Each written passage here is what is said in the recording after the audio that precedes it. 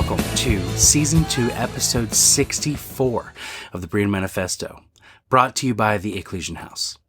This is Pastor Bill, and over the next 10 minutes or so, we are going to kick off a two-part series talking about the heart.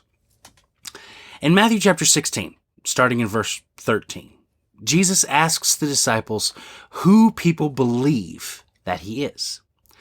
They tell him about the rumors that he is John the Baptist, Elijah, Jeremiah, or one of the prophets. He then asks them who they believe he is. The Bible doesn't indicate whether Peter was quick to answer or if he hesitated, but Peter tells Jesus that he believes he is the Messiah. Jesus praises him that he was in tune enough with God to receive this revelation. Now, further along in the same chapter, Jesus is telling the disciples that he will have to suffer at the hands of the chief priests, scribes, and elders before being killed and raised back to life on the third day. Peter pulls Jesus aside and says, "No, Lord, this will never happen to you."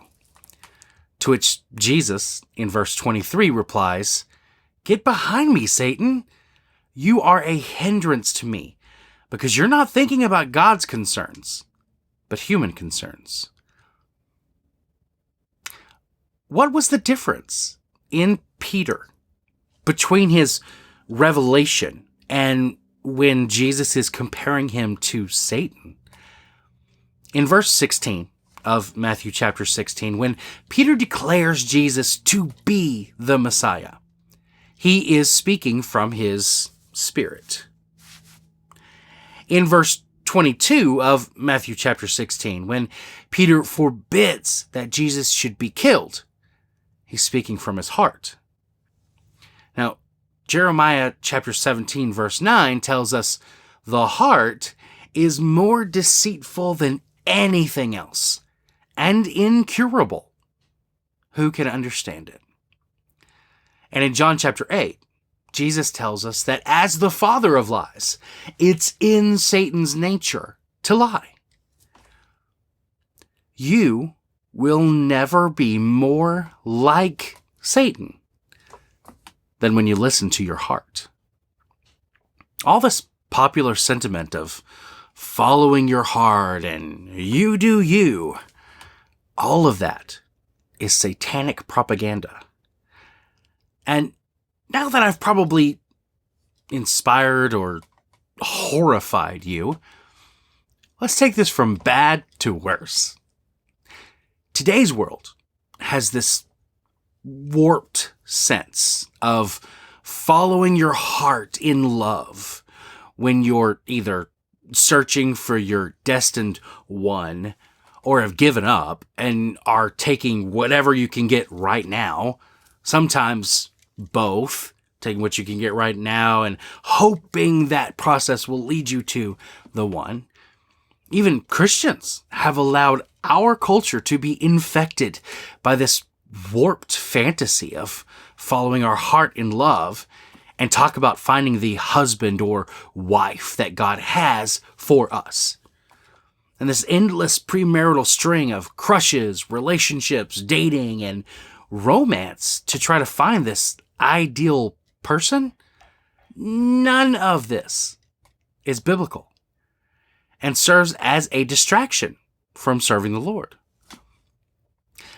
Let's take this to 1 Corinthians chapter 7. Now, I encourage you to go read the chapter yourself, but I'm going to read the pertinent excerpts. Starting in verse 8, "I say to the unmarried and to widows, it is good for them to remain as I am. But if they do not have self-control, they should marry, since it is better to marry than to burn with desire." And then moving down to verse 26, "I think that it is good for a man to remain as he is. Are you bound to a wife? Do not seek to be released. Are you released from a wife? Do not seek a wife. However, if you do get married, you haven't sinned. And if a virgin marries, she's not sinned. But such people will have trouble in this life, and I'm trying to spare you. Moving down to verse 32. I want you to be without concerns. The unmarried man is concerned about the things of the Lord, how he may please the Lord. But the married man is concerned about the things of the world, how he may please his wife. And his interests are divided. Now, the unmarried or virgin is concerned about the things of the Lord, so that she may be holy, both in body and in spirit. But the married woman is concerned about the things of the world, how she may please her husband. I'm saying this for your own benefit, not to put a restraint on you, but to promote what is proper, and so that you may be devoted to the Lord without distraction. Now, if any man thinks he is acting improperly toward the virgin he's engaged to, if she's getting beyond the usual age for marriage and he feels he should marry, he can do what he wants. He's not sinning. They can get married. But he who stands firm in his heart, who is under no compulsion, but has control over his own will, and has decided in his heart to keep her as his fiancée, will do well.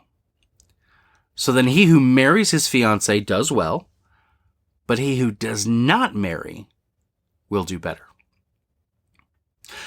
I like how Craig Groeschel of Life Church puts it when he says something like, Christians who aren't married should focus their eyes on Jesus while living out their calling in ministry.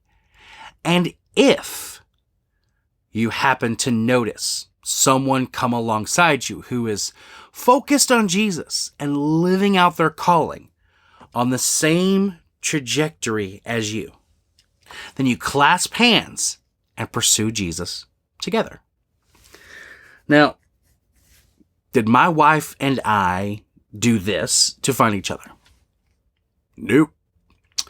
We both bought wholesale into the crush, dating, relationship, romance stuff. And you know what? We're happily married and highly blessed of the Lord that our marriage works.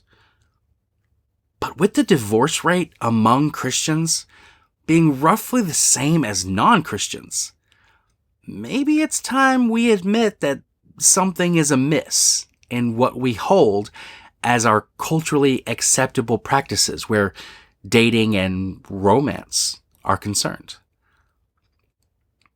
Now, wrapping up this episode, I want to address one more hard issue.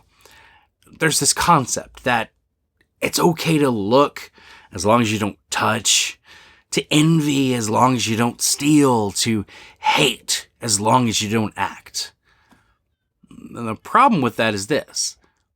In Matthew chapter 5, verses 21 through 22, Jesus teaches, "You have heard that it was said to our ancestors, 'Do not murder, and whoever murders will be subject to judgment.' But I tell you, everyone who is angry with his brother or sister will be subject to judgment. Whoever insults his brother or sister will be subject to the court. Whoever says, 'You fool,' will be subject to hellfire." In case that was too cryptic, he continues in verses 27 through 28. "You have heard that it was said, 'Do not commit adultery.' But I tell you, everyone who looks at a woman lustfully has already committed adultery with her in his heart. If you've entertained the thought instead of taking it captive to obey Christ in you, then you're just as guilty as if you had committed the act."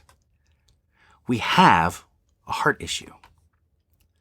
Now, in the next episode, we'll wrap up this look at the heart. But for now, I want to leave you with this simple prayer created from a combination of Psalm chapter 19, verse 14, and Psalm chapter 51, verse 10. "God, create a clean heart for me and renew a steadfast spirit in me, so that the words of my mouth and the meditation of my heart will be acceptable to you." This is Pastor Bill saying, Until next time.